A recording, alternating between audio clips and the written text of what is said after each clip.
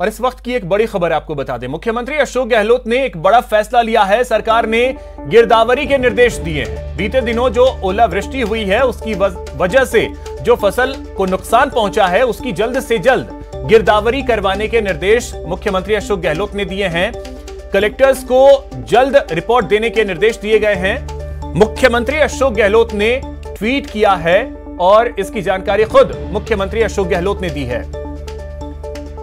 तो आपको बता दें कि बीते दिनों जिस तरीके से बारिश हुई, ओलावृष्टि हुई, उससे जो नुकसान हुआ, मुख्यमंत्री ने ट्वीट किया है कि प्रदेश के विभिन्न जिलों में जारी शीतलहर, पाले एवं ओलावृष्टि के कारण फसलों को हुए नुकसान के मद्देनजर किसानों को राहत देने के लिए तुरंत प्रभाव से विशेष गिरदावरी कराने के निर्देश दिए हैं।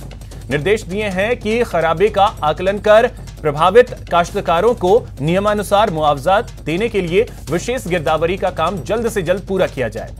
निर्देशानुसार राजस्व विभाग ने जिला कलेक्टरों को उनके जिले में रबी फसल 2021-22 संवत 2078 में बोई गई फसलों में हुए नुकसान की शीघ्र विशेष गिरदावरी करवाकर रिपोर्ट संयुक्त शासन सचिव आपदा प्रबंधन, सहायता एवं नागरिक सुरक्षा विभाग को भिजवाने के निर्देश जारी किए गए हैं।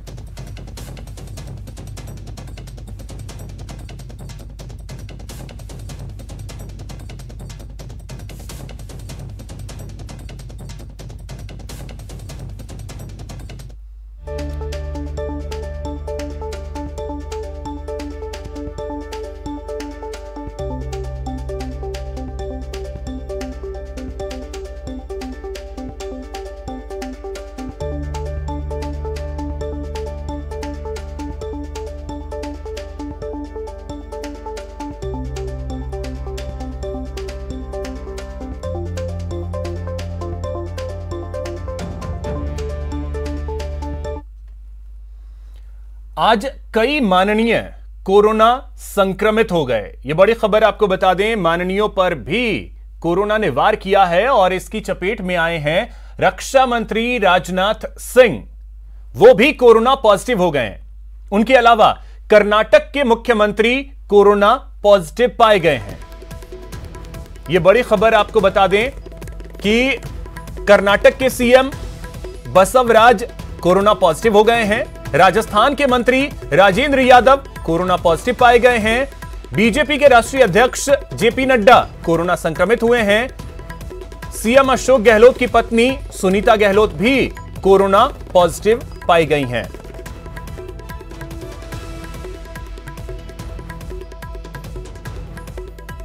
तो आपको बता दें कि कई राजनीतिक हस्तियां जो हैं वो आज कोरोना संक्रमित हुई हैं, जिनमें रक्षा मंत्री राजनाथ सिंह हैं, बीजेपी के राष्ट्रीय अध्यक्ष जेपी नड्डा हैं, कर्नाटक के मुख्यमंत्री हैं वो पॉजिटिव आए हैं, बिहार के मुख्यमंत्री भी पॉजिटिव आए हैं, मुख्यमंत्री अशोक गहलोत की पत्नी वो पॉजिटिव पाई गई हैं।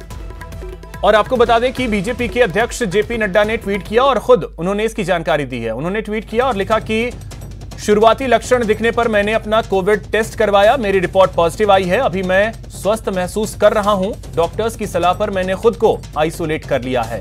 पिछले कुछ दिनों में जो लोग भी मेरे संपर्क में आए हैं उनसे अनुरोध है कि वो अपनी जांच करवा लें। तो बीजेपी के राष्ट्रीय अध्यक्ष जेपी नड्डा ने खुद ट्वीट करके ये बात लिखी है कि वो पॉजिटिव पाए गए हैं। साथ ही उन्होंने ये भी कहा है कि वो स्वस्थ हैं, लेकिन डॉक्टर्स ने उन्हें सलाह दी है, जिसकी वजह से उन्होंने खुद को आइसोलेट कर लिया है। और बीते कुछ दिनों में जो लोग भी उनके संपर्क में आए हैं उनसे उन्होंने ये अपील की है कि वो भी अपना कोरोना का टेस्ट करवा लें।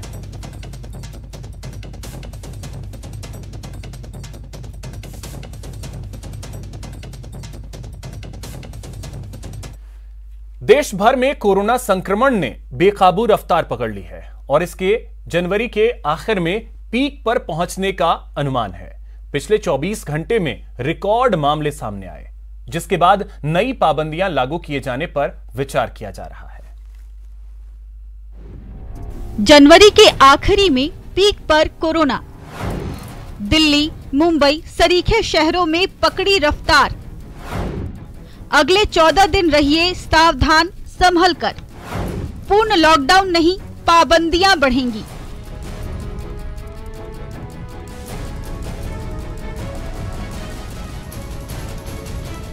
देश भर में कोरोना वायरस के रिकॉर्ड नए मामले सामने आ रहे हैं। खासकर बड़े शहरों में कोरोना के नए मामले कई गुना तेजी से बढ़े हैं। विशेषज्ञों का अनुमान है कि जनवरी महीने के आखिरी सप्ताह तक देश भर में कोरोना की तीसरी लहर अपने पीक पर पहुंच जाएगी। इस दौरान रोजाना 8 लाख से ज्यादा नए मामले सामने आ सकते हैं।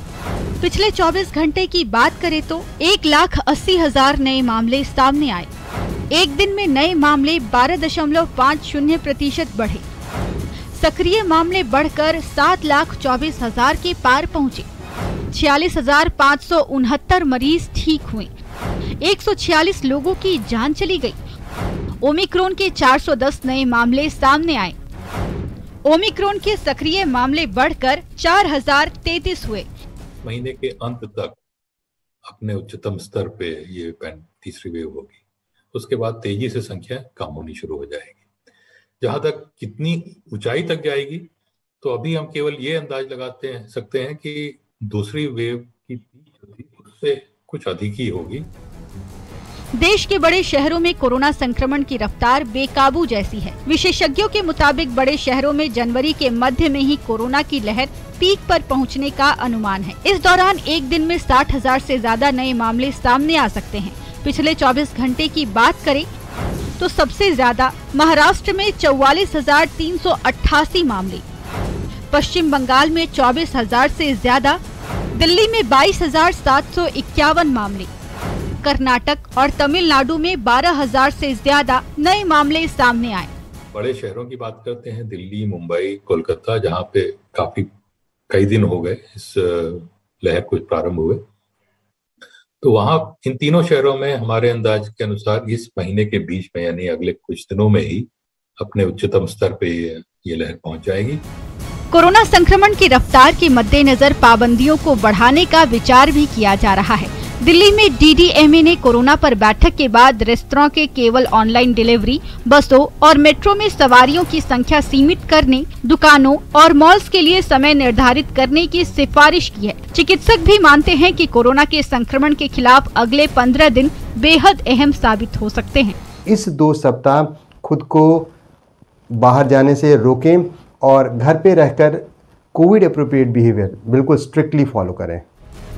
देश भर में कोरोना के खिलाफ देशव्यापी टीकाकरण अभियान चलाया जा रहा है। इसमें अब हेल्थ वर्कर्स, फ्रंटलाइन वर्कर्स और 60 साल से ऊपर उम्र के बुजुर्गों को कोरोना टीके की प्रिकॉशनरी डोज भी दी जा रही है। लेकिन कोरोना टीके के साथ हमारी आपकी सावधानी और कोरोना निर्देशों का कड़ाई से पालन संक्रमण को रोकने में सबसे ज्यादा मददगार साबित होने वाली है।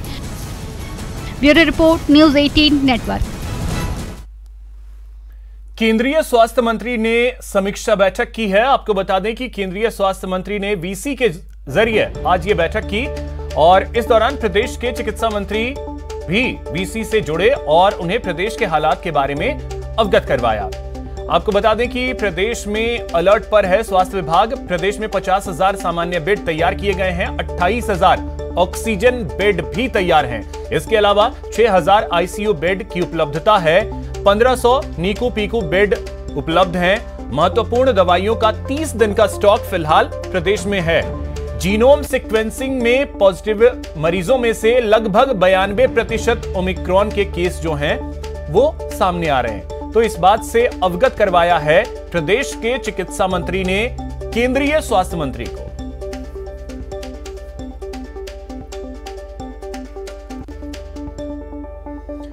तो प्रदेश में जो केसेस कोरोना के आ रहे हैं उनमें 90% केस ओमिक्रॉन के हैं। यह कहना है प्रदेश के चिकित्सा मंत्री प्रसादी लाल मीणा का। उन्होंने न्यूज 18 से खास बातचीत की है। उनसे बात की है हमारे सहयोगी ने, सौरभ गृहस्थी ने। इस वक्त चिकित्सा मंत्री प्रसादी लाल मीणा साहब हमारे साथ मौजूद हैं। सर, किस प्रकार से तैयारियां आप लोगों द्वारा की गई है? 24 लाख लोगों को लगना है, तो कितनी जल्दी इन लोगों को आप डोज लगवा देंगे? जिन लोगों के 2 डोज लग चुकी, फ्रंटलाइन वर्कर हो या 60 साल से ऊपर वाला हो, सबको आज से प्रिकॉशन डोज लगाने का अभियान शुरू कर दिया। सारे सेंटर वगैरह पर हमारे पास वैक्सीन अवेलेबल है। अब जहाँ जल्दी होगा, जितना लोगों को मैसेज कर दिए सबको कि आपकी डोज ड्यू है, आप कल से लगाएं।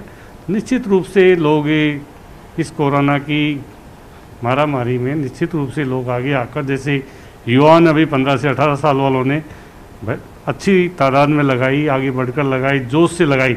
उसी तरह जो फ्रंट लाइन वर्कर और 60 साल से ऊपर वाले हैं वो भी निश्चित रूप से डोज लगाकर अपने को सुरक्षित महसूस करें। सर, चूँकि कोरोना बहुत तेज़ी से बढ़ रहा है और राजस्थान के लगभग तमाम हिस्सों में नए केसेस जो हैं वो बड़ी संख्या में आ रहे हैं, तो क्या लगता है कि ये नॉर्मल है या फिर चूँकि इस वेरिएंट का पता नहीं है कितना कब अलग रूप धारण कर ले और कब खतरनाक हो जाए? देखो, फिलहाल तो ये नॉर्मल है, पर ये कब रूप अपना बदल ले कुछ कह नहीं सकते इसके बारे में। इसलिए पूरी सावधानी पहले से की जा रही है। जो भी ओमिक्रॉन के केस है, हमने पिछली वीसी में भारत सरकार के स्वास्थ्य मंत्री से कहा था ओमिक्रॉन के केस ज़्यादा कोई घातक नहीं, इसलिए इनको आप हॉस्पिटलाइज करने से छूट दे। तब उन्होंने कह दिया कि इनको घर पर भी रख सकते हैं। अच्छा। भारत सरकार से छूट आ गई। ओमिक्रॉन के जो पेशेंट है वो निश्चित रूप से अभी कोई हमारे प्रदेश में एक भी डेथ नहीं हुई, मेरे ख्याल देश में भी नहीं हुई। कैमरा पर्सन भवानी के साथ सौरभ गृहस्थी, न्यूज़ 18 राजस्थान, जयपुर।